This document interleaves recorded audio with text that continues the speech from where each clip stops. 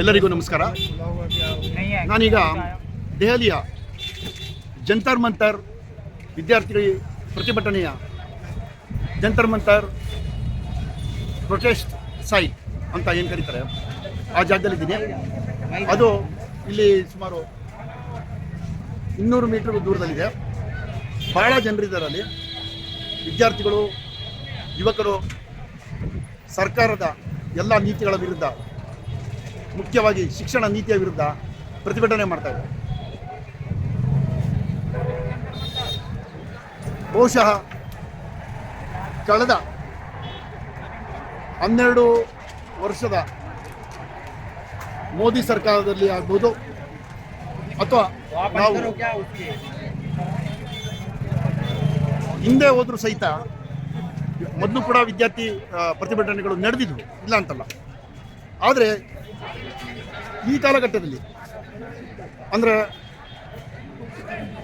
Mobile ಯುಗದಲ್ಲಿ, simple ಆಗಿ ಹೇಳಿದ್ರೆ ಮೊಬೈಲ್ ಯುಗದಲ್ಲಿ ಅವರು ತೋರಿಸ್ತಿರುವ ಪ್ರತಿರೋಧ ಮತ್ತು ಪ್ರತಿಭಟನೆಯ ರೀತಿ ಎಲ್ಲದಕ್ಕಿಂತ ಭಿನ್ನವಾಗಿದೆ.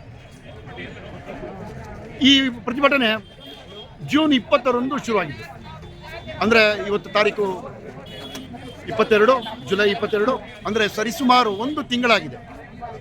1 ತಿಂಗಳಾಗಿದ್ದರೂ ಕೂಡ ಈ ಪ್ರತಿಭಟನೆ ಯಾವ ಲವಲೇಶವೂ ನಿಲ್ಲುವ ಸೂಚನೆಗಳು ಕಾಣ್ತಿಲ್ಲ. ಅದರಲ್ಲೂ ಮುಖ್ಯವಾಗಿ ಮೊನ್ನೆ ಜುಲೈ 20ರಂದು ಏನು ಸಂಸತ್ ಮಾರ್ಚ್, ಸಂಸತ್ ಚಲೋ ಹೋಗಬೇಕು ಅಂತ ವಿದ್ಯಾರ್ಥಿಗಳು ಈ ಜಂತರ್ ಮಂತರ್ ಸೈಟಿಂದ ಹೊರಟರು. ಇಲ್ಲಿ ಸಂಸತ್ ಮಾರ್ಗ್ ಅಂತ ನಾವು ಇಲ್ಲಿ ನೋಡಿ, ಇದು ಸಂಸತ್ ಮಾರ್ಗ್. ಅಂದರೆ ಸಂಸತ್ ಮಾರ್ಗಕ್ಕೆ ಬೇರೆ ಬೇರೆ 5-6 ಮಾರ್ಗಗಳಿದೆ, ಇದು ಕೂಡ ಒಂದು. ಅವರು ಶಾಂತಿಯುತವಾಗಿ ಸಂಸತ್ ಮಾರ್ಗಿಗೆ ಹೊರಡುವ ಎಲ್ಲ ಅವರದೇ ಆದ ಕೆಲವು ನಿಬಂಧನೆಗಳನ್ನು ಅವರೇ ಹಾಕ್ಕೊಂಡಿದೆ. ಅದು ಗಾಂಧಿಯ ಅಹಿಂಸಾತ್ಮಕವಾಗಿರಬೇಕು, ಯಾವುದೇ ಪ್ರಚೋದನೆಗೆ ಒಳಗಾಗಬಾರ್ದು, ಅವರದಾದ ಕೆಲವು ರೂಲ್ಸ್ ಆ್ಯಂಡ್ ರೆಗ್ಯುಲೇಷನ್ಸ್, ನಿಬಂಧನೆಗಳನ್ನು ಅವ್ರಿಗವರೇ ಹಾಕ್ಕೊಂಡು ಅವರು ಮನವಿ ಮಾಡ್ಕೊಂಡಿದ್ರು ಸರ್ಕಾರಕ್ಕೆ. ಆದರೆ ಈ ಆಳುವ ಫ್ಯಾಸಿಸ್ಟ್ ಧೋರಣೆ, ಸರ್ವಾಧಿಕಾರಿ ಧೋರಣೆಯ ಮೋದಿ ಸರ್ಕಾರ ಆ ಪ್ರತಿಭಟನೆಯನ್ನು ನಿಲ್ಲಿಸುವ ಸಲುವಾಗಿ ಅದರ ಇಂದಿನ ರಾತ್ರಿಯೇ ಅವರು ಕೆಲವು ಬದಲಾವಣೆಗಳನ್ನು ಮಾಡಿಕೊಂಡ್ರು. 144 ಸೆಕ್ಷನ್ ಅಂತ ನಾವು ಹಳೆಯ ಭಾರತೀಯ ಸಮಿತಿಯಲ್ಲಿ ಹೇಳ್ತೀವಿ, ಅದನ್ನು ಲಾಗು ಮಾಡಿ ಅವರು 5 ಜನಕ್ಕಿಂತ ಜಾಸ್ತಿ ನಿಲ್ಲಬಾರ್ದು ಮತ್ತು ಹಾಗೆ ಮಾಡಿದರೆ ಅದು ಕಾನೂನಿನ ವಿರುದ್ಧವಾಗಿ ಬಂಧನಕ್ಕೆ ಒಳಗಾಗುತ್ತದೆ ಎಂಬ ಎಚ್ಚರಿಕೆಯನ್ನು ಕೊಟ್ಟರು. ಆದರೆ ಹಾಗೆ ಮಾಡುವ ಮೂಲಕ ಅವರು ಒಂದು ಈ ಜಂತರ್ ಮಂತರ್ ಸೈಟ್ ಅಂತ ಏನಿದೆ, ಅದು ಸುಮಾರು ಒಂದು 10ರಿಂದ 12 ಸಾವಿರ ಇರುವ ಒಂದು ಜನ ಸೇರುವಂಥ ಜಾಗ. ಅದು ಅಲ್ಲಿ ನಿಮಗೆ 10 ಅಥವಾ 12 ಸೇರಿದ್ರೆ ಉಸಿರಾಡೋಕ್ಕೂ ಜಾಗ ಇರಲ್ಲ. 15,000ಕ್ಕೂ ಮಿಕ್ಕು ನಾನು ನೋಡಿದ್ದೀನಿ. ಅಲ್ಲಿ ಅಷ್ಟು ಇಕ್ಕಟ್ಟಾದ ಜಾಗ ಅದು. ಅಷ್ಟು ಸುಮಾರು 15,000ಕ್ಕಿಂತ ಹೆಚ್ಚು ಜನ ಇದ್ದನ್ನು ನಾನು ನೋಡಿದ್ದೀನಿ. ಆ ದಿನವೂ ಕೂಡ ಅಲ್ಲಿ ವಿದ್ಯಾರ್ಥಿಗಳು ಕೂತ್ಕೊಂಡು ಪ್ರತಿಭಟನೆ ಹೊರಡಬೇಕು ಅನ್ನೋ ಹೊತ್ತಲ್ಲಿ ಮುಂಜಾನೆಯೇ ಅವರ ಇದ್ದ ಆ ಸೈಟ್ ಜಾಗದಲ್ಲಿ ಸುಮಾರು ಲೇಯರ್ಗಳು, 5-6 ಲೇಯರ್ಗಳ ಬ್ಯಾರಿಕೇಡ್ಗಳನ್ನು ಹಾಕಿ ಅವರನ್ನು ಅಲ್ಲೇ ನಿಬಂಧನೆ ಮಾಡಿಪಟ್ಟರು. ನಂತರ ಅದರ ಮುಂದಿನ ಜಾಗದಲ್ಲಿ, ಅದು ಹಿಂಗಡೆ ಇರೋದು ಸೈಟ್, ಅದರಲ್ಲಿ ಒಳಗೆ ಹೋಗಲಾದಂಥವ್ರು ಹೊರಗಡೆ ನಿಂತಿದ್ರು. ಒಳಗಡೆ ಸೈಟಲ್ಲಿ ಎಷ್ಟು ಜನರಿದ್ದರೋ ಅದರ 3 ಪಟ್ಟು ಹೆಚ್ಚಾಗಿ ಹೊರಗಡೆ ಇದ್ದರು. ಅವ್ರನ್ನೂ ಬ್ಯಾರಿಕೇಡ್ ಹಾಕಿ ನಿಲ್ಲಿಸಿದ್ರು. ಇದೆಲ್ಲ ಬ್ಯಾರಿಕೇಡ್ಗಳನ್ನು ಆ ಜಂತರ್ ಮಂತರ್ ಒಳಗಡೆ ಇದ್ದವ್ರನ್ನ ಬಿಟ್ಟು ಹೊರಗಡೆ ಇದ್ದವರೆಲ್ಲ ಸುಮಾರು ಒಂದು 2-3 ಗಂಟೆ ಹೊತ್ತಿಗೆ ಅವರು ಎಲ್ಲ ಬ್ಯಾರಿಕೇಡ್ಗಳನ್ನು ನಿವಾರಣೆ ಮಾಡಿ ತೊಡೆದು ಹಾಕಿ ಅವರು ಸಂಸತ್ಗೆ ಮಾರ್ಚ್ಗೆ ಹೊರಟರು. ಆದರೆ ಅವ್ರಿಗೆ ಸಫಲ ಆಗಲಿಕ್ಕೆ ಸಾಧ್ಯವಾಗಲಿಲ್ಲ. ಅವರು ಅರ್ಧ ದಾರಿ ಹೋಗೋ ಹೊತ್ತಿಗೆ ಎಲ್ಲ ಅನಾಹುತಗಳು ಆಗಿದ್ದು ನೀವು ಟಿವಿನಲ್ಲಿ ನೋಡಿದ್ದೀರ.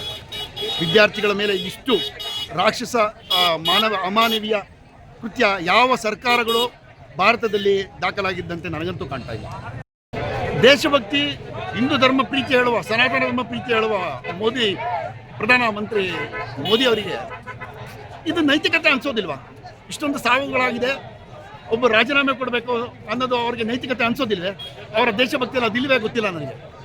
ಆದರೆ ಒಂದು ಸಾಮಾನ್ಯ ಜನರು ಕೇಳೋ ಒಂದು ಸಣ್ಣ ಪ್ರಶ್ನೆ ಏನಂದರೆ, ಪ್ರಧಾನಿ ಅಕಸ್ಮಾತ್ ಧರ್ಮೇಂದ್ರ ಪ್ರಧಾನ್ ಅವರ ರಾಜೀನಾಮೆ ಕೇಳೋದಕ್ಕೆ ಸಾಧ್ಯ ಆಗ್ತಿಲ್ಲ ಅನ್ನೋದಾದರೆ ಅರ್ಥ ಏನು ಬರ್ತದೆ ಅಂತಂದರೆ, ಧರ್ಮೇಂದ್ರ ಪ್ರಧಾನ್ ಅಂತ ಒಬ್ಬ ಯೋಗ್ಯ ಶಿಕ್ಷಣ ಮಂತ್ರಿ ಆಗೋದಕ್ಕೆ ಅವರ ಕ್ಯಾಬಿನೆಟ್ ಅಲ್ಲೇ ಅಥವಾ ಅವರೇ ಹೇಳಿಕೊಳ್ಳುವ ಜಗತ್ತಿನ ಅತಿ ದೊಡ್ಡ ಪಕ್ಷದಲ್ಲಿ ಯಾರು ಇಲ್ಲ ಅಂತ ಅರ್ಥ ಬರೋದಿಲ್ಲ. ಇದು ಬಹಳ ವಿಚಿತ್ರ ಅನಿಸುತ್ತೆ.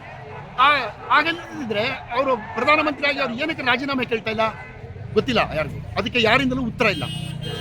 ಆದರೆ ಮೊನ್ನೆ ಅವರು ಏನೋ ಮಾರ್ಚ್ ಹೊರಟರು ಸಂಸತ್ ಚಲೋಲ್ಲಿ, ಈ ದೆಹಲಿ ಪೊಲೀಸರು ಮತ್ತು ಅದು ರ್ಯಾಪಿಡ್ ಆಕ್ಷನ್ ಫೋರ್ಸ್ ಇರಲಿ, ಬೇರೆ ಬೇರೆ ಪೊಲೀಸ್ ವ್ಯವಸ್ಥೆ ಅನ್ನೋದು ಎಷ್ಟು ಅಮಾನುಷವಾಗಿ ನಡ್ಕೊಂಡು ಅನ್ನೋದು ಇಡೀ ನಮ್ಮ ಭಾರತ ದೇಶ ಅಷ್ಟೇ ಅಲ್ಲ, ಇಡೀ ಜಗತ್ತು ಕೂಡ ನೋಡ್ತಾ ಇದೆ. ಭಾರತ ದೇಶ ಅಲ್ಲ, ಇಡೀ ಜಗತ್ತೇ ಅದ್ರ ಬಗ್ಗೆ ಪ್ರತಿಕ್ರಿಯಿಸ್ತಾ ಇದೆ. ಭಾರತದಲ್ಲಂತೂ ಅಮ್ಮಂದಿರು ಬಾಣೀರು ಇಡ್ತಾ ಇದ್ದಾರೆ. ಅಂಥದ್ರಲ್ಲಿ ಅವರು ಕೇಳುತ್ತಿರುವ ಬೇಡಿಕೆ ಏನಿದೆ ಅದು ಎಲ್ಲ ದೇಶದ ಎಲ್ಲ ಸಾರ್ವಜನಿಕರಿಗೂ ನೀತಿ, ಯಾರು ಪ್ರಜ್ಞಾವಂತ ನಾಗರಿಕರು ನಾನು ಹೇಳ್ತಾ ಇರೋದು, BJP ಸಪೋರ್ಟರ್ಸು ಅಥವಾ ಮೋದಿ ಇನ್ನು ಆರಾಧಿಸುವವರಲ್ಲ, ಪ್ರಜ್ಞೆ ಇರುವ ಯಾವುದೇ ವಿವೇಕ ಪ್ರಜ್ಞಾವಂತ ನಾಗರಿಕರು ಕೇಳುವ ಪ್ರಶ್ನೆ ಅದು ಮೊದಲಿಂದ ಭಾರತದಲ್ಲಿ ನಡ್ಕೊಂಡ್ಬಂದಿದೆ. ಈಗ ಲಾಲ್ ಬಹದ್ದೂರ್ ಶಾಸ್ತ್ರಿ ಅವರು ಸ್ವಾತಂತ್ರ್ಯ ಬಂದ ಗಳಿಗೆಗಳಲ್ಲಿ ಎಲ್ಲೋ ಮೂಲೆಯಲ್ಲಿ ಯಾವುದೋ ಒಂದು ರೈಲ್ವೆ ಅಪಘಾತ ಆದಾಗ ಅವರು ಖುದ್ದು ರಾಜೀನಾಮೆ ಕೊಟ್ಟಿದ್ರು, ಯಾರು ಕೇಳಿರಲಿಲ್ಲ. ಅಂಥ ಒಂದು ಭಾರತದಲ್ಲಿ ಇಷ್ಟೊಂದು, ಅದು ಕಳೆದ 10 ವರ್ಷದಲ್ಲಿ 80ಕ್ಕೂ ಹೆಚ್ಚು ಪೇಪರ್ ಲೀಕ್ಗಳಾಗಿದೆ. ಈ ಬಾರಿ ಅತಿ ಹೆಚ್ಚು ಪೇಪರ್ ಲೀಕ್ಗಳಾಗಿ ವಿದ್ಯಾರ್ಥಿಗಳು ಆತ್ಮಹತ್ಯೆ ಮಾಡ್ಕೊಂಡಿದ್ದಾರೆ. ಈ ಸರ್ಕಾರ, ಮೋದಿ ಸರ್ಕಾರ ಏನಿದೆ, ಯಾರಾದರೂ ಒಬ್ಬರು ಜವಾಬ್ದಾರಿ ತಗೋಬೇಕಿತ್ತಲ್ಲ, ಯಾರು ಜವಾಬ್ದಾರಿ ತಗೊಳಕ್ಕೆ ರೆಡಿ ಇಲ್ಲ. ಇಲ್ಲಿ ತುಂಬ ಬೆರಗಾಗುವ ವಿಷಯ ಏನು ಅಂತಂದರೆ, ಆಯಿತು ಈಗ ಒಬ್ಬ ರಾಜೀನಾಮೆ, ಅದು ಏನು ನೈತಿಕ ಹೊಣೆ ಹೊಟ್ಟು ರಾಜೀನಾಮೆ ಕೊಡಬೇಕಾಯ್ತು, ಧರ್ಮೇಂದ್ರ ಪ್ರಧಾನ್ ಕೊಟ್ಟಿಲ್ಲ. ಈ ಮೋದಿ ಅಷ್ಟೊಂದು ಭಾಷಣಗಳನ್ನು ಮಾಡ್ತಾರೆ, ಆ ನೀತಿ ಪಾಠ ಹೇಳ್ತಾರೆ, ದೇಶಭಕ್ತಿ ಹೇಳ್ತಾರೆ, ಹಿಂದೂ ಧರ್ಮದ ಪ್ರೇಮನ ಹೇಳ್ತಾರೆ. ಜೂನ್ 20ರಂದು ಸಂಸತ್ ಚಲೋ ಮಾರ್ಚ್ ಟೈಮಲ್ಲಿ ನಡೆದಂಥ ಪೊಲೀಸ್ ದಬ್ಬಾಳಿಕೆ, ವಿದ್ಯಾರ್ಥಿಗಳ ಮೇಲೆ ದಬ್ಬಾಳಿಕೆಯಲ್ಲಿ ಹಲವು ಪ್ರಶ್ನೆಗಳನ್ನು ಅದು ಎತ್ತಿದೆ. ಏಕೆಂದರೆ ಭಾಳಷ್ಟು ಜನ ಹತ್ರ ಯೂನಿಫಾರ್ಮ್ ಹಾಕೊಂಡಿದ್ರು ಸಹಿತ ಅವರ ಎದೆ ಮೇಲೆ ಹೆಸರು ಇರ್ತಿರ್ಲಿಲ್ಲ. ಇನ್ನು ಕೆಲವರು ಅವರು ಯೂನಿಫಾರ್ಮ್ ಇಲ್ದೇ ಕೂಡ ಲಾಠಿ ಇಟ್ಕೊಂಡಿದ್ದುಂಟು. ಅವರು ವೇಷ, ಅವರ ಮುಖಚರ್ಯಗಳನ್ನ ನೋಡಿದ್ರೆ ಅವರು ಪೊಲೀಸ್ ಆಗುವಂಥ ಯಾವುದೇ ಅರ್ಹತೆ ಇದ್ದಂತ ಕಾಣ್ತಾ ಇಲ್ಲ. ಇದರ ಸಾರ್ವಜನಿಕರು ಪ್ರಶ್ನೆ ಮಾಡ್ತಾ ಇದ್ದಾರೆ. ಇದು ಸೋಷಿಯಲ್ ಮೀಡಿಯಾದಲ್ಲಿ ಬಹಳ ಚರ್ಚಿತವಾಗ್ತಿದೆ. ಗೋಧಿ ಮೀಡಿಯಾದಲ್ಲಿ ಮಾತಾಡದೇ ಇರ್ಬೋದು, ಆದರೆ ಇದು ಬಹಳ ಚರ್ಚಿತವಾಗ್ತಿದೆ. ಅದಕ್ಕೆ ಮೋದಿ ಸರ್ಕಾರ ಉತ್ತರದಾಯಿ ಆಗಬೇಕಾಗ್ತದೆ. ಅದು ಒಂದು ಮಟ್ಟಿಗೆ ಆದರೆ, ನಿನ್ನೆ ಸಣ್ಣ ಬದಲಾವಣೆ ಆಗಿರೋದೇನು ಅಂತಂದರೆ, JP ನಡ್ಡಾ ಅವರು ಸುಮಾರು 25 ದಿನಕ್ಕೂ ಮಿಕ್ಕು ಸೋನಮ್ ವಾಂಗ್ಚುಕ್ ಅವರು ಏನೋ ಉಪವಾಸ ನಿರಸನ ಕೂತಿದ್ರು.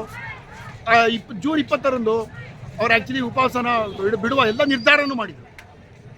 ಜೊತೆಗೆ ಅಭಿಜಿತ್ ದೀಪ್ಗೆ ಏನಿದ್ದಾರೆ, ಕಾಕ್ರೋಚ್ ಜನತಾ ಪಾರ್ಟಿಯ ಸ್ಥಾಪಕ ಅಂತ ಹೇಳ್ಬೋದು, ಸೊ ಅವರು ಕೂಡ ಉಪವಾಸ ನಿರಸನ ಕೂತಿದ್ರು. ಸೋನಮ್ ವಾಂಗ್ಚುಕ್ ಅವರನ್ನು ಬಂಧಿಸಿದ ಮೇಲೆ ಅಭಿಜಿತ್ ದೀಪ್ಗೆ ಕೂಡ ಉಪವಾಸ ಕೂತಿದ್ರು. ಅವರು ಕೂಡ ಉಪವಾಸವನ್ನು ನಿಲ್ಲಿಸುವ ಎಲ್ಲ ನಿರ್ಧಾರ ಕೂಡ ಮಾಡಿದರು. ಆದರೆ ಈ ಪೊಲೀಸರ ದೌರ್ಜನ್ಯ ಹೇಗಿತ್ತು ಅಂತಂದರೆ, ನಿರಸನ ಕೂತಿದ್ದ ಜಂತರ್ ಮಂತರ್ ಪ್ರೊಟೆಸ್ಟ್ ಸೈಟ್ನಲ್ಲಿ ಅವರು ರಾತ್ರೋರಾತ್ರಿ ಅಲ್ಲಿದ್ದ ಎಲ್ಲ ವಿದ್ಯಾರ್ಥಿಗಳನ್ನು ಲಾಠಿ ಪ್ರಹಾರ ಮಾಡಿ ಅಲ್ಲಿಂದ ಜಾಗ ಖಾಲಿ ಮಾಡಿಸಿದ್ದಲ್ಲದೆ, ವೇದಿಕೆ ಮತ್ತು ಅವರು ಆಯಿಷಾ ನೇಹಾ ನೇತೃತ್ವದಲ್ಲಿ ನಡೀತಿದ್ದ ಉಪವಾಸ ಸತ್ಯಾಗ್ರಹದ ಪೆಂಡಾಲ್ ಎಲ್ಲವನ್ನು ಧ್ವಂಸ ಮಾಡಿ ಸ್ಮಶಾನ ಮಾಡಿಟ್ಟಿದ್ದರು. ಆದರೆ ಈ ಯುವಕರ ಉತ್ಸಾಹ ಹೇಗಿದೆ ಅಂತಂದರೆ, ಈ ಜೆನ್ಸಿ ಯುವಕರು ಅಂದರೆ 1997ರ ನಂತರ ಹುಟ್ಟಿದ ಈ ಜೆನ್ಸಿಗಳ ಹೋರಾಟ ಹೇಗಿದೆ ಅಂತಂದರೆ, ಅವರು ಅದೇ ರಾತ್ರಿ 2 ಗಂಟೆಗೆ ಅದೇ ಸ್ಥಳದಲ್ಲಿ ಬಂದು ಮತ್ತೆ ವೇದಿಕೆ ಮತ್ತು ಎಲ್ಲ ಪೆಂಡಲ್ಗಳನ್ನು ಪುನರ್ ನಿರ್ಮಾಣ ಮಾಡಿ ಮತ್ತೆ ನಿರಸನವನ್ನು ಮುಂದುವರಿಸಿದ್ದಾರೆ. ಅದೇ ಬೇಡಿಕೆಯನ್ನು ಇಟ್ಟಿದ್ದಾರೆ. ಯಾವುದೇ ಬೆಳವಣಿಗೆ ಸರ್ಕಾರದಿಂದ ಕಾಣ್ತಾ ಇಲ್ಲ. ಆದರೆ ನಿನ್ನೆ JP ನಡ್ಡಾ, ಕೇಂದ್ರ ಮಂತ್ರಿ JP ನಡ್ಡಾ ಅವರು ಆಸ್ಪತ್ರೆಗೆ ಹೋಗಿ ಸೋನಮ್ ವಾಂಗ್ಚುಕ್ ಅವರನ್ನು ಭೇಟಿಯಾಗಿ ಅವರ ಆರೋಗ್ಯದ ಬಗ್ಗೆ ವಿಚಾರಿಸಿದ್ದಾರೆ. ಇದು ಒಳ್ಳೆಯ ಬೆಳವಣಿಗೆ ಅಂತ ಹೇಳ್ಬೋದು, ಏನೋ ಗೊತ್ತಿಲ್ಲ. ಆದರೆ ಇಷ್ಟು ದಿನ ಏನಕ್ಕೆ ಅವರಿಗೆ ಆ ಸಂವೇದನಾಶೀಲತೆ ಹೋಗಿತ್ತು, ಈಗ ಅವರು ಹೋಗುವ ತುರಾತುರಿ ಏನಿತ್ತು ಅನ್ನೋದು ಅದು ರಾಜಕೀಯ ಪ್ರಶ್ನೆ ಆಗಿ ಉಳಿಯುತ್ತೆ. ಯಾಕಂದರೆ ನಿನ್ನೆ ಪ್ರತಿಪಕ್ಷದ ನಾಯಕ ರಾಹುಲ್ ಗಾಂಧಿ ಕೂಡ ಇದೇ ಬೇಡಿಕೆಯನ್ನು ಇಟ್ಟು ಅವರು ಪ್ರಧಾನಮಂತ್ರಿ ಮನೆಯ ಮುಂದೆ ಅವರು ನಿರಸನ ಕೂತಿದ್ದಾರೆ. ಅದು ಒಂದು ಒತ್ತಡ ಇದ್ದಿರ್ಬೋದು, ಗೊತ್ತಿಲ್ಲ, ಅದು ಸರ್ಕಾರವೇ ಉತ್ತರಿಸಬೇಕು. ಸೊ ಅದೊಂದು ಬೆಳವಣಿಗೆ ಆಗಿದೆ. ಆದರೆ ಅಲ್ಲಿಂದ ಯಾವುದೇ ಒಂದು ಸಕಾರಾತ್ಮಕ ಉತ್ತರ ಬರೋವರೆಗೂ ಜನ್ಸಿಗಳು ಇಲ್ಲಿಂದ ಹೇಳುವ ಯಾವ ಲಕ್ಷಣಗಳು ಕಾಣ್ತಾ ಇಲ್ಲ. ದಿನೇ ನಿನ್ನೆ ಸಹಿತ ರಾತ್ರಿ 10:30ಗೆ ಈ ಪ್ರದೇಶದಲ್ಲಿ ನಾನು ಬಂದಾಗ ಇಲ್ಲಿ ಬೆಳಗ್ಗೆಗಿಂತ ಹೆಚ್ಚು ಜನರು ವಿದ್ಯಾರ್ಥಿಗಳು ಬರ್ತಾ ಇದ್ರು. ಅವರು ಅಲ್ಲೇ ಉಳ್ಕೊಂಡಿದ್ದಾರೆ. ನಿಜವಾಗ್ಲೂ ಅದು ಆಶ್ಚರ್ಯ ಆಗುತ್ತೆ. ಇಲ್ಲಿ ಒಂದು ಟಾಯ್ಲೆಟ್ ವ್ಯವಸ್ಥೆ ಏನಿದೆ, ತಿನ್ನುವ ವ್ಯವಸ್ಥೆ ಏನಿದೆ, ಕುಡಿಯುವ ವ್ಯವಸ್ಥೆ ಏನಿದೆ ಅನ್ನೋ ಪ್ರಶ್ನೆ ಬರುತ್ತೆ.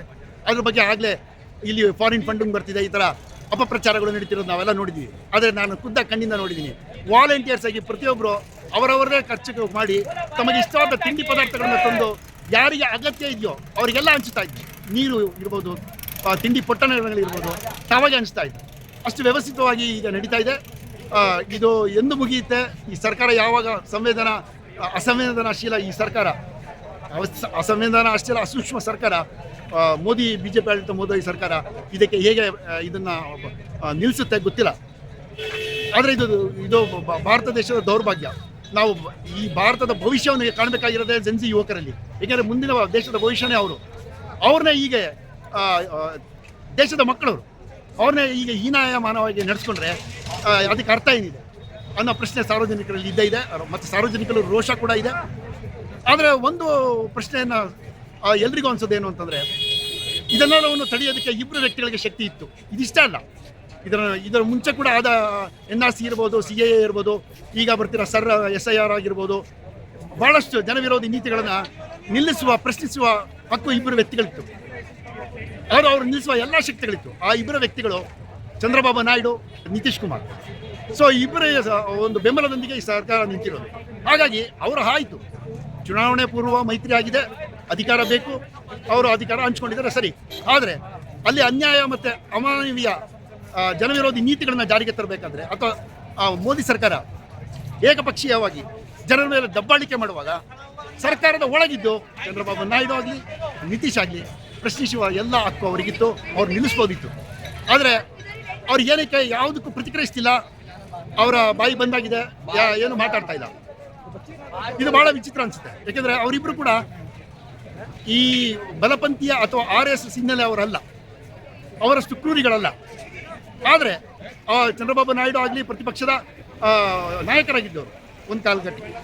ನಿತೀಶ್ ಕುಮಾರ್ ಅವರು ಸಮಾಜವಾದಿ ನೆಲೆಯಿಂದ ಬಂದವರು. ಇವರಿಬ್ಬರು ಕೂಡ ಏನಕ್ಕೆ ಇಷ್ಟೊಂದು ಅಸೂಕ್ಷ್ಮ ಮತ್ತು ಅಸಂವೇದನೆ ಆಗಿದ್ದಾರೆ ಗೊತ್ತಿಲ್ಲ. ಅವ್ರಿಗೆ ಯಾವ ಒತ್ತಡ ಇದೆ ಗೊತ್ತಿಲ್ಲ. ಆದರೆ ಅವರಿಬ್ಬರು ಕೂಡ ಈ ದೇಶವನ್ನು ಬಚಾವ್ ಮಾಡ್ಬೋದಿತ್ತು. ನಮ್ಮ ಭಾರತದ ಜನರ ದುರಾದೃಷ್ಟ ಅದು ಸಾಧ್ಯ ಆಗ್ತಾ ಇಲ್ಲ. ಈ ನಿರಶನ ಎಲ್ಲಿವರೆಗೂ ಹೋಗುತ್ತೆ? ಇಲ್ಲಿ ನಿಜವಾಗ್ಲೂ ಈ ಮಕ್ಕಳುಗಳನ್ನ ನೋಡಿದ್ರೆ ಭಾಳ ಬೇಜಾರಾಗುತ್ತೆ. ಏಕೆಂದರೆ ಅವ್ರು 24 ಗಂಟೆ ಇಲ್ಲೇ ಉಳ್ಕೊಂಡಿದ್ದಾರೆ. ಎಷ್ಟೋ ಜನ ಮಕ್ಕಳು ಮನೇಲಿ ತಂದೆ ತಾಯಿಗೆ ಹೇಳದೆ ಬಂದಿದ್ದಾರೆ. ಇನ್ನು ಆ ಪೋಷಕರ ಗತಿಯನ್ನು ಅವ್ರು ಎಲ್ಲಿ ಹುಡುಕ್ತಾ ಇರ್ಬೋದು? ಇದು ಭಾಳ ಒಂದು ದೇಶ, ಈ ಭಾರತ ದೇಶ ಸಂಕಟದ ಸ್ಥಿತಿಯಲ್ಲಿದೆ. ಒಂದು ಹೇಳಬೇಕು ಅಂದರೆ, ಈ BJP ಮೋದಿ ಸರ್ಕಾರದ ನೀತಿಗಳು ಭಾರತದ ಆತ್ಮವನ್ನು ಕಳುವು ಮಾಡಿದೆ, ಕೊಂದು ಹಾಕಿದೆ. ಭಾರತ ಒಂದು ಕೊನೆಯ ಮರಣ ಶೈಲಿ ಇದೆ. ಕೊನೆಯ ಉಸಿರುಗಳನ್ನು ಈ ಪ್ರಜಾಪ್ರಭುತ್ವ ಈ ದೇಶದಲ್ಲಿ ಉಸಿರಾಡ್ತಿದೆ. ಇಷ್ಟನ್ನು ನಾನು ಹೇಳಿ ನನ್ನ ಮಾತು ಮುಗಿಸ್ತೀನಿ. ಎಲ್ರಿಗೂ ಧನ್ಯವಾದಗಳು.